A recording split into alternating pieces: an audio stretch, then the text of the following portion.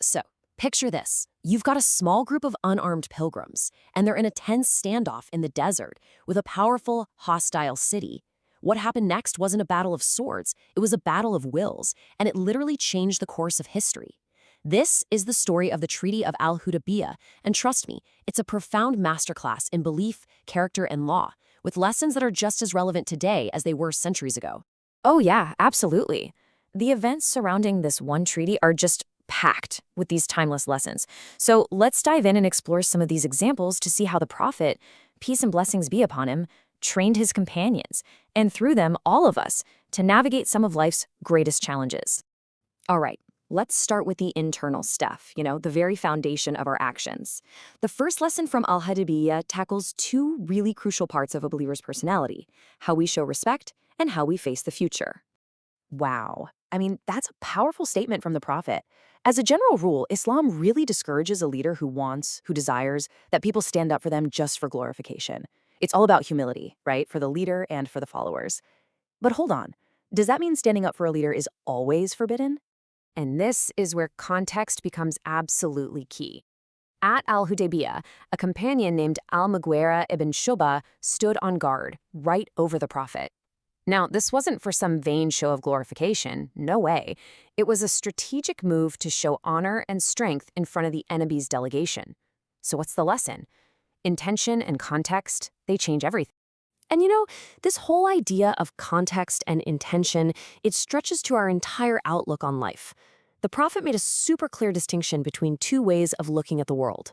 On the one hand, you've got a tiara. That's basically pessimism, being superstitious about evil omens. It makes you nervous, it stops you in your tracks. But on the other hand, you have al-fa'al, which is this proactive, positive optimism that's based on having good thoughts about Allah. And that encourages you to move forward. And you want to see this in action? It's amazing. The negotiator for the enemy, his name was Suhail. The name itself comes from a root word that means ease.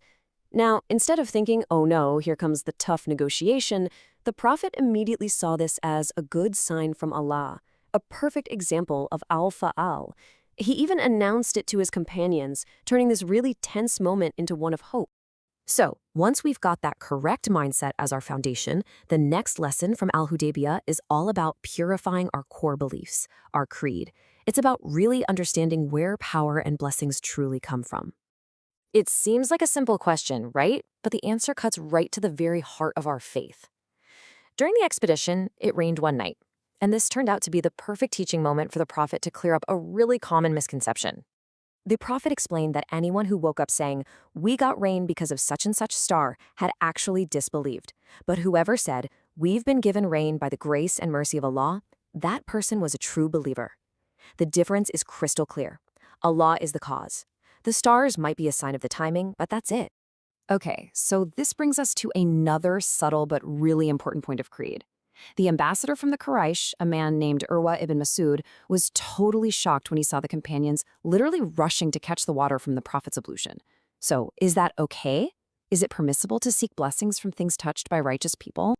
Look, here's the deal. What the companions did was totally fine, but it was unique to the prophet himself because of his special, divinely blessed status. The practice stopped with him.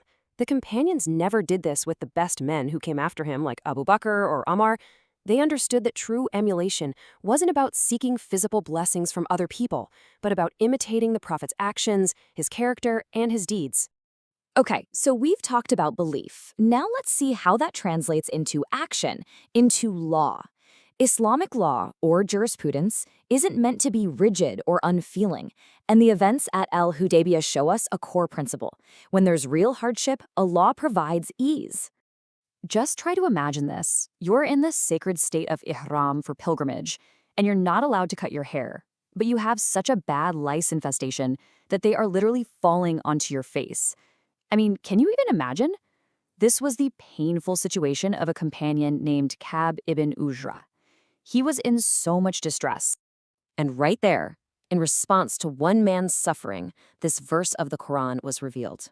Allah provided a direct solution, a divine way out. It established a timeless legal principle.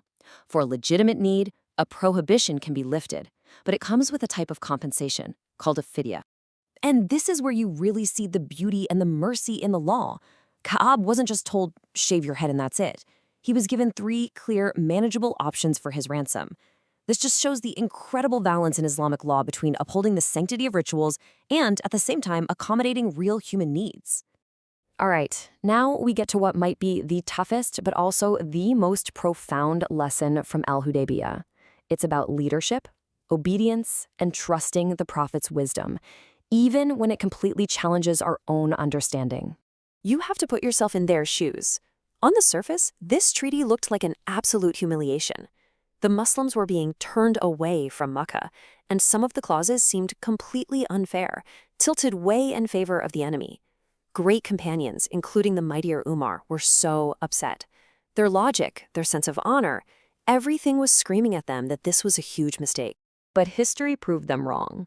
The treaty turned out to be what Allah himself called a clear victory. And years later, Omar, reflecting on how he objected that day, gave this powerful piece of advice. He learned from his mistake that our personal logic, our own opinions, they have to take a back seat when there's a clear command from the Prophet. So the takeaway here is crystal clear. Submission to the Prophet's guidance is absolute. What he commands is always in the best interest of the believers, in this life and the next, even if the wisdom behind it isn't something our limited human minds can see right away. So you have these lessons on belief, on law, on leadership, and they all point to one final inspiring principle.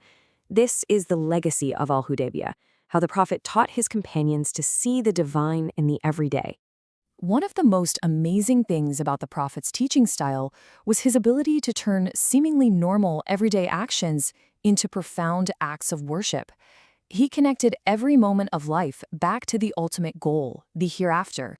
Let me give you a perfect example of what I mean. Climbing a mountain pass, that's just a physical task, right? But the Prophet elevated it. He attached this massive spiritual reward to it, the forgiveness of sins.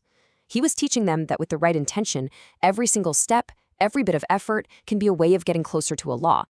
And that really leaves us with a final thought. The lessons of Al-Hudaibiyyah aren't just stories from the past. They're a living guide. They teach us to face our challenges with optimism, to seek truth with a pure heart, to embrace the ease Allah gives us in hard times, and above all, to trust in the divine wisdom that guides us. So, what's the mountain pass in your life? What's that difficult task, that tough conversation, that moment of patience, that with the right intention, you can turn from a worldly struggle into a spiritual ascent?